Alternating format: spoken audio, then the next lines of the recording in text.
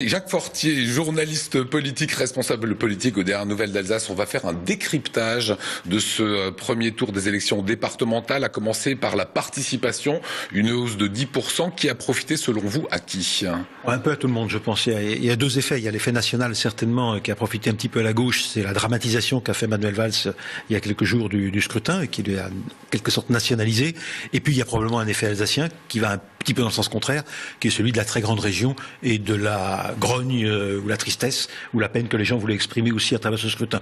À mon avis, ce sont ces deux facteurs qui expliquent ces 5-6 points supplémentaires de participation par rapport à ce qu'on pouvait imaginer dans un premier temps. Marie Sicot tout à l'heure en parlait, le Front National peut être à peu près partout, hein, voilà. En 38 cantons, est-ce qu'il peut cantons sur 40. Où peut-il passer?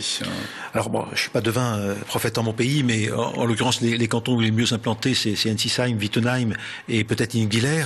Mais ceci dit, le mode de scrutin n'est pas très favorable au Front National.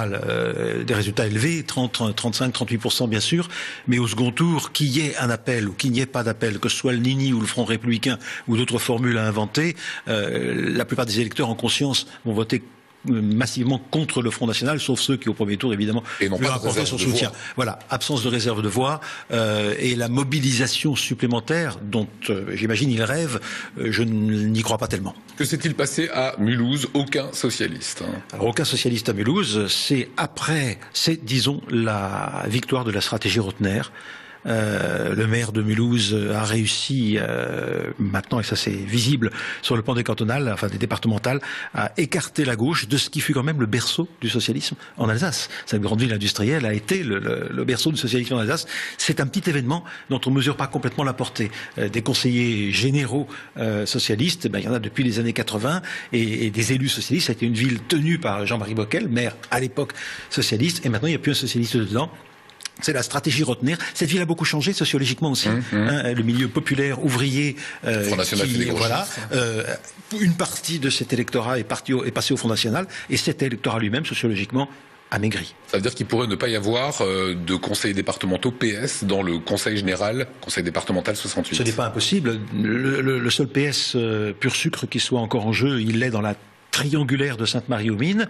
Il est mal placé puisqu'il est arrimé avec Stoll, avec l'écologiste. Et ce soir, au moment où je rejoignais vos studios, ce binôme ne s'était pas encore réinscrit. Et je ne sais pas si demain il le fera. Ils ont jusqu'à demain 16h pour le faire. Et à Colmar, il y a Frédéric Hilbert qui est le sortant, qui est éliminé. Est-ce que pour vous, Europe Écologie Les Verts est passé à côté de cette élection ? Alors Europe Écologie Les Verts n'est jamais très à l'aise avec les élections cantonales, aujourd'hui départementales. C'est des élections majoritaires sur des circonscriptions limitées. C'est jamais très bon pour Europe Écologie Les Verts. Même si maintenant c'est par binôme, ça ne change pas grand-chose sur le mode de scrutin lui-même. Les élus Europe Écologie Les Verts qu'on a connus l'avaient été sur des triangulaires. Aucune triangulaire ne s'offre. Celle de Sainte-Marie-aux-Mines, à mon avis, ne fournit pas les conditions qui permettront à Stoll d'être réélu. On verra. Il peut y avoir des surprises, mais aucune triangulaire ne s'est offerte.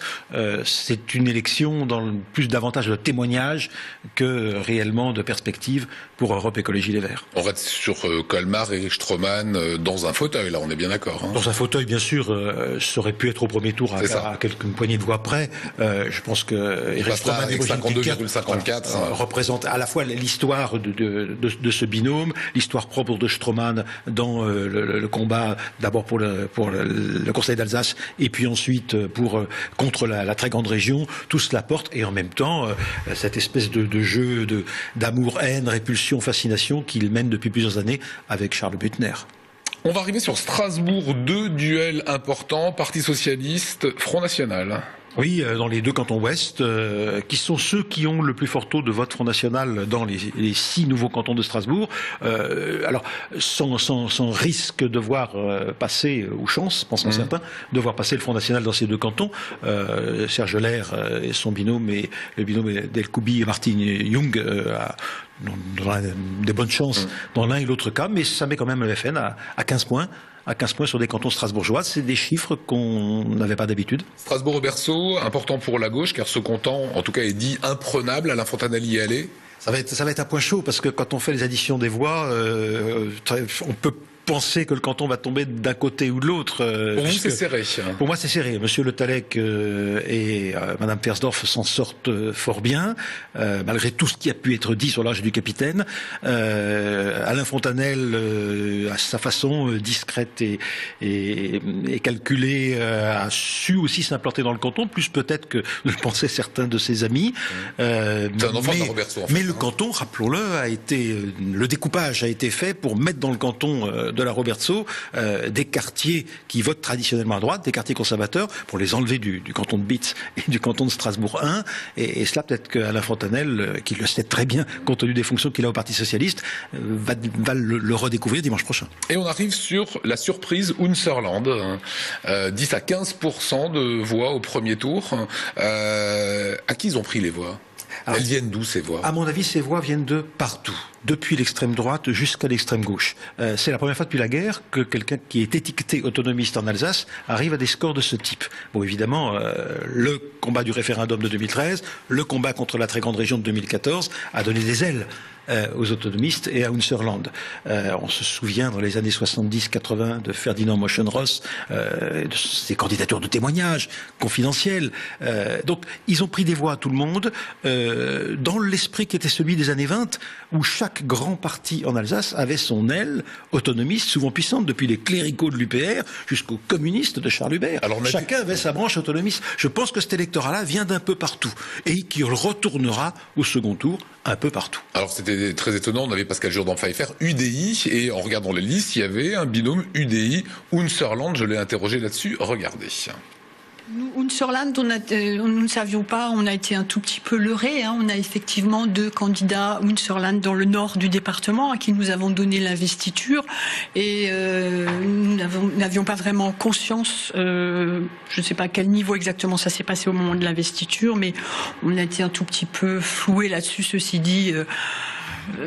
Et moi, je ne dis pas, André est sympathique, ton collègue de Wissembourg, Michel Lorenz également, donc c'est certaines idées extrémistes qui ne sont pas tout à fait les nôtres, mais moi, un de mes leitmotifs dans cette campagne, c'est le respect de l'adversaire. C'est vraiment de l'adversaire qui est un compétiteur.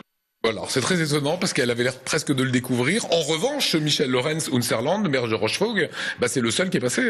C'est le seul binôme qui est encore toujours en course. Non, il est plus en course. Il lui a manqué des voix sur le carte des inscrits. Exact. Il est modem. Il est adhérent du modem, soutenu par Unserland, proche dont il partage un certain nombre d'idées, et était en binôme avec Michel Muller. En binôme avec l'UDI. Voilà, c'est ça. Avec l'UDI, il est effectivement un peu savoureux que ce soit découvert, mais c'est assez typique de ce qu'était, rappelez-vous, l'autonomisme des années 20, on appartenait à un grand parti et on était dans l'aile autonomiste de ce grand parti. Je crois que Michel Lorenz, pour ça, représente quelque chose de l'histoire d'Alsace. Allez, et rapidement, on assistait hier, lors de le débat électoral ici, André Münchenbach, du bout des lèvres, je lui ai demandé si elle donnait des consignes de vote pour voter contre le Front National.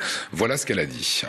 Le pire adversaire quand même du régionalisme, c'est les partis extrêmes qui sont contre les langues régionales, qui sont ultra centralisateurs. En disant ça, André Münchenbach, vous prenez pas la décision de dire je vais appeler mes troupes pour voter contre le Front National. C'est implicite. Moi, je vous pose la question. Vous savez, un journaliste c'est très factuel. Il a besoin d'avoir des choses très écrites et dites. Est-ce que vous le dites ce soir ou non? Bien sûr, je répète, le pire adversaire des régions, c'est les partis extrêmes et le Front National en est un.